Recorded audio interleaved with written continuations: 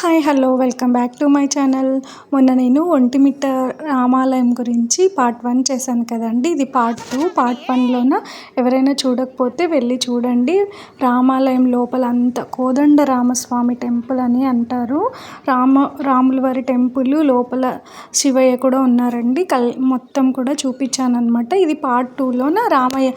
చాలామంది హనుమంతులు లేదు అని చెప్తారు. హనుమంతుడు లేడు అని అంటే శ్రీరాములు వారు వనవాసానికి వచ్చినప్పుడు హనుమంతులు వాళ్ళని కలవక ముందు గుడి కట్టించారంటండి. అందుకే హనుమంతుల వారు లేరు. కానీ స్వామి వారికి ఎదురుగా హనుమంతుల వారి గుడి ఉంటుందన్నమాట. అది ఇక్కడ ఇది వచ్చేసి తూర్పు గోపురం అనమాట.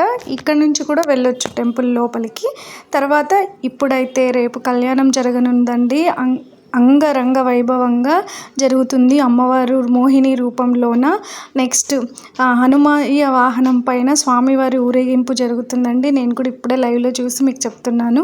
ఎంతటి అదృష్టవంతులు కదా. మేము వెళ్ళాలనుకున్నాం బట్ పిల్లలతో వెళ్ళలేదు. అందుకే 4 days బ్యాకే వెళ్ళేసి వచ్చామన్నమాట. అదే ఈ వీడియో అనమాట. అన్నదానం కూడా జరుగుతుందండి. పక్కనే రథం ఉంది చూడండి.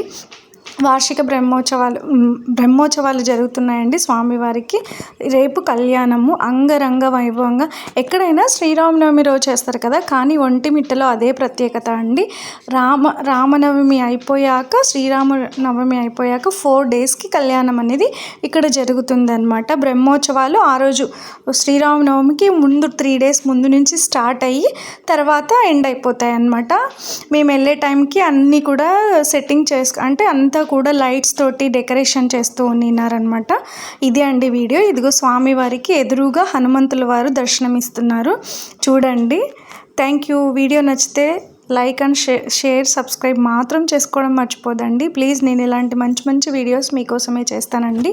చూసేయండి. కావాలంటే రేపు కూడా యూట్యూబ్లో ఎవరైనా పెట్టినా లేకపోతే లైవ్లో చూడండి. స్వామివారి అపురూప ఘట్టం అనమాట స్వామివారి కళ్యాణము. Thank you.